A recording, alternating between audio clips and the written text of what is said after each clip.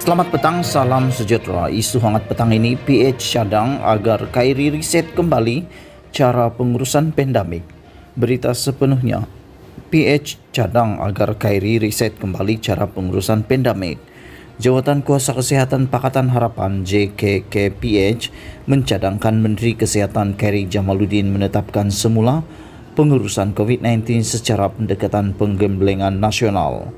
Ia bagi menangani isu rumit pandemik itu untuk jangka masa pendek dan panjang. Dalam kenyataan bersama, JKKPH berharap pendekatan riset terhadap COVID-19 perlu berdasarkan bukti dan fokus kepada perkara asas pengawalan penyakit berjangkit berpandukan kepada kejadian serta pengalaman sebenar dan kepakaran semua rakyat Malaysia. Ini kata mereka termasuk pelaburan penting mengukuhkan kapasiti kesihatan awam dalam implementasi strategi cara uji jejak asing sokong FTTIS dan vaksinasi yang harus dijalankan secara bersama bukannya berasingan.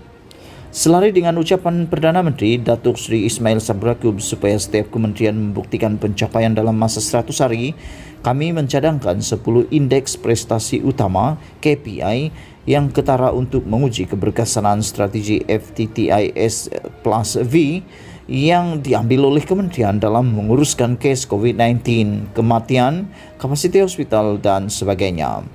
Parameter ini adalah matriks yang boleh dikira dan boleh digunapakai untuk menilai prestasi Kementerian Kesihatan pada bulan akan datang dalam mengurus pandemik COVID-19, katanya dalam kenyataan hari ini.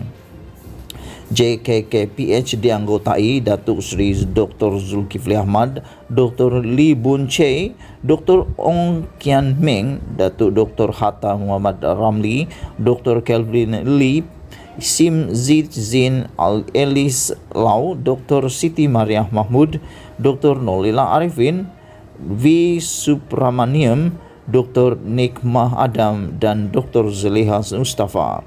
Strategi FTTIS plus V yang dicadangkan JKPPH itu ialah cari integrasi teknologi dan penambahbaikan keberkesanan sistem pengesanan automatik seperti sistem HIDE sekarang yang digunakan untuk meramal kawasan panas sekurang-kurangnya 14 hari ke hadapan.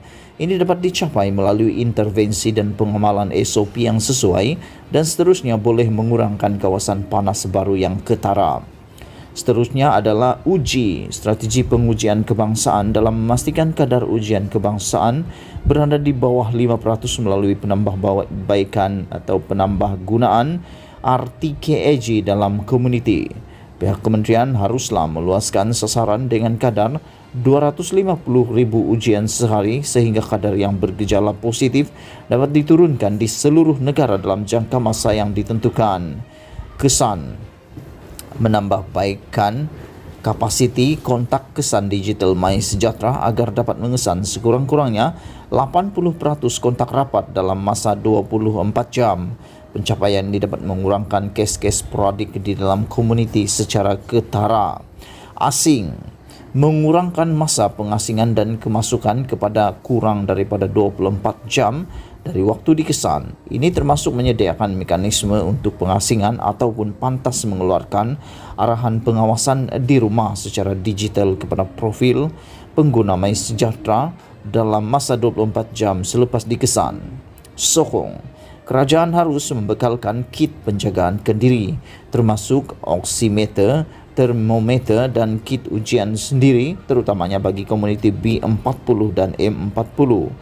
Sokongan fizikal untuk golongan B40 dan komuniti pendapatan rendah yang berada dalam kuarantin juga digalakkan.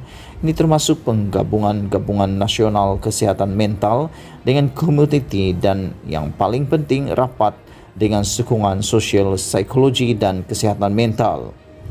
Mengurangkan kadar kejadian kepada bawah 55 per 100,000 dan menambah kajian genomik kepada lebih dari 2% supaya dapat mengawal selia perubahan virus kepada varian baru.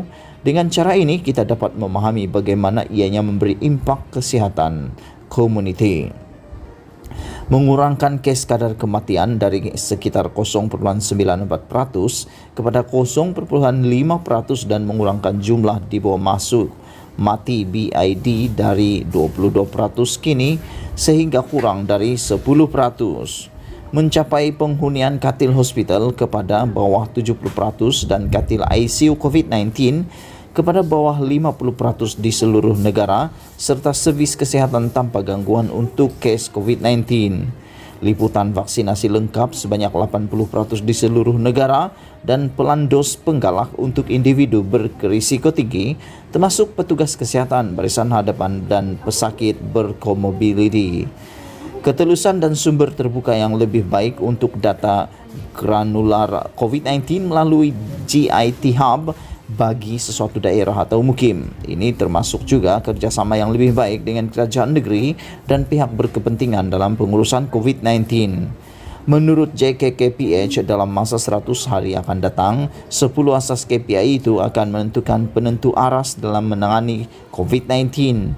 Ia bukan sahaja akan memperluaskan liputan vaksin tetapi akan mengawal virus ini dari merebak dan menyah keluar sebarang kluster tersembunyi di dalam sebuah komuniti. Barulah strategi endemik jangka panjang boleh diwujudkan setelah asas kesihatan awam dipatuhi dan kapasiti penjagaan kesihatan diperkuatkan. Semua ini boleh dicapai melalui kerjasama yang lebih kukuh dan terbuka dengan semua pihak terbabit di dalam sektor swasta, akademik, NGO dan juga pihak pembangkang, katanya. Berita penuh dari Malaysia Gazette dipetik dari Info Rakyat. Sekian isu hangat petang ini. Jangan lupa tekan butang subscribe dan kita jumpa lagi. Bye-bye.